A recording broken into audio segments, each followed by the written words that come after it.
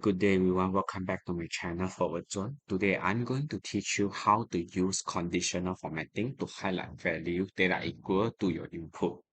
So without further ado, let's go to our example here. We have different kind of data here, and in order to find the order number that is equal to your input, you have a specific numbers in mind. You can go to Home tab. You can go to Style, click on conditional formatting. From the drop down, you select highlight sales rules and then go to equal to. From here, you can insert number that are equal to certain numbers. For example, in this case is order number.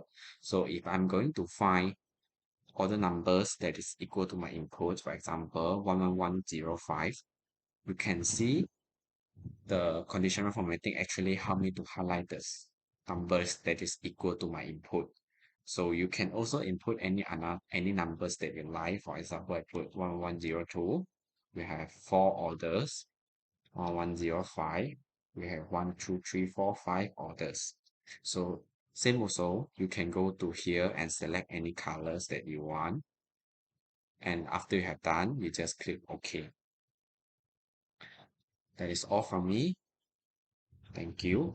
Please like, share, and subscribe to my YouTube channel.